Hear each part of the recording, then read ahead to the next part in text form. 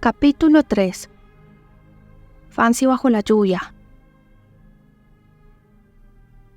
La siguiente escena es la de una tarde tormentosa del mes siguiente, cuando vemos a Fancy Day volviendo desde casa de su padre a Mellstock.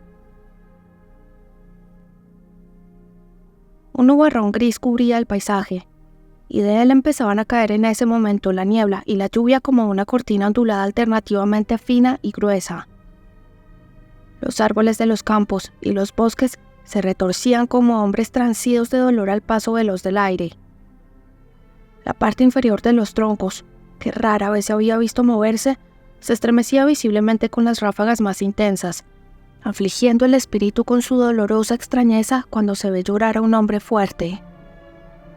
Las ramas bajas se sacudían arriba y abajo, las altas y erguidas iban de un lado a otro según el capricho de las rachas, divididas en tantas corrientes cruzadas que las ramas vecinas del mismo árbol barrían los cielos con movimientos propios, cruzándose o enredándose unas con otras.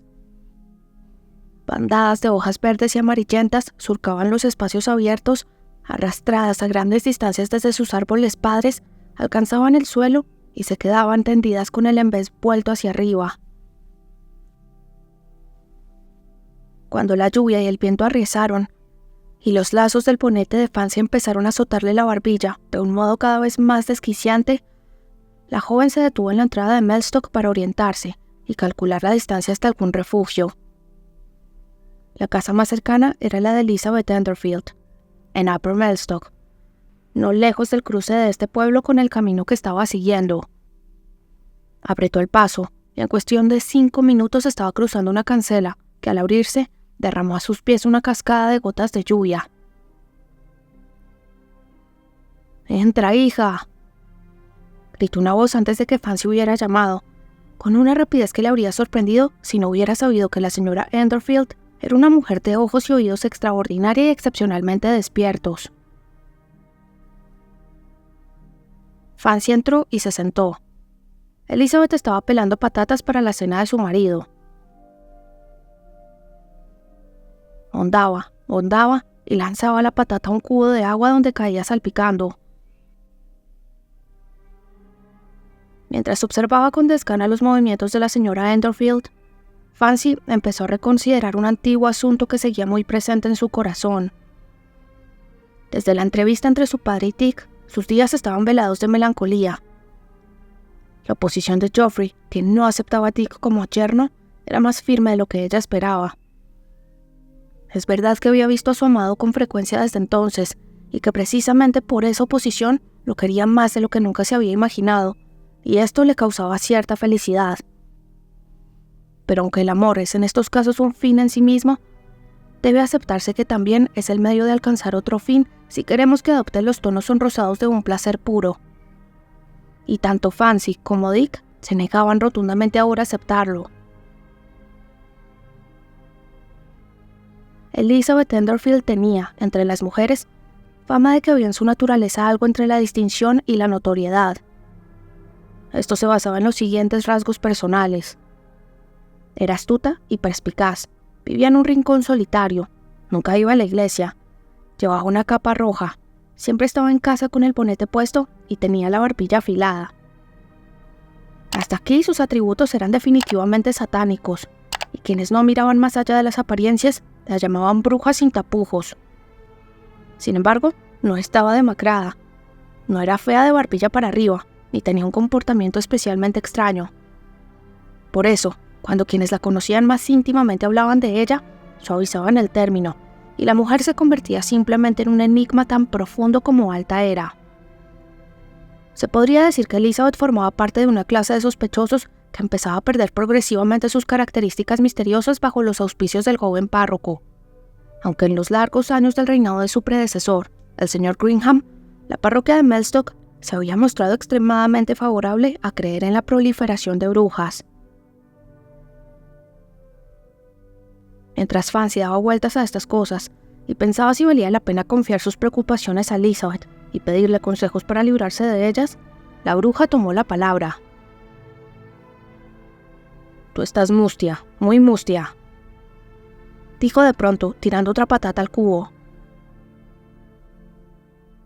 Fancy no se dio por enterada. Es por ese muchacho. Fancy se puso colorada. Parecía que Elizabeth le leía el pensamiento. La verdad es que casi podía creerse que tenía los poderes que le atribuía a la gente. Tu padre no lo ve con buenos ojos, ¿verdad? Terminó de pelar otra patata y la lanzó al agua. Ya lo sé. Los pajaritos me cuentan cosas que nadie se imagina que sé.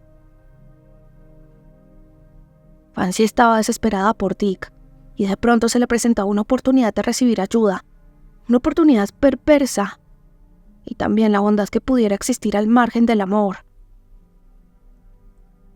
Ojalá pudiera decirme qué hacer para que él lo vea con buenos ojos, dijo.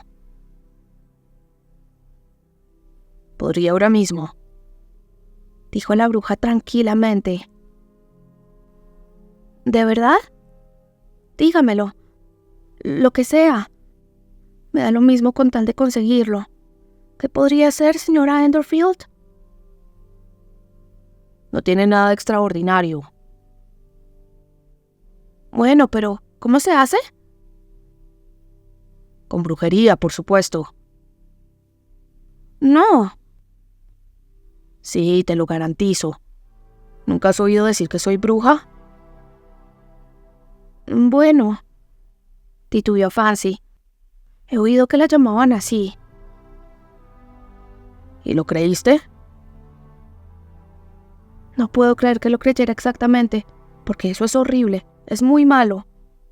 Pero, ¿cuánto me gustaría que lo fuera? Pues lo soy. Y te diré cómo embrujar a tu padre para que te deje casarte con Dick Dewey. ¿Le hará daño? Pobrecillo. ¿A quién? A mi padre. No. El hechizo funciona con sentido común, y el conjuro solo se rompe si cometes una tontería. Fancy la miró con perplejidad, y Elizabeth añadió entonces: este temor a Liz, venga de donde venga, no tiene fundamento. Lo suyo es solo sentido común, sin más aditamiento. Tienes que hacer lo siguiente. La bruja dejó el cuchillo y la patata, y vertió entonces en el oído de Fancy una larga y detallada lista de instrucciones, mirándola de reojo con una expresión de humor siniestro. Las facciones de Fancy se iluminaron, se nublaron, se animaron y se afligieron a medida que avanzaba el relato. Ya está, dijo Elizabeth por fin, agachándose para recoger el cuchillo y otra patata. Haz eso, y a la larga lo habrás conseguido. Eso haré, dijo Fancy. Y volvió a prestar atención al mundo exterior.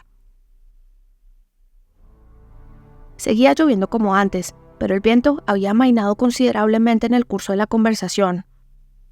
Buscando que ya podía sujetar el paraguas sin dificultad, Fancy volvió a ponerse la capucha por encima del bonete, se despidió de la bruja y reanudó su camino.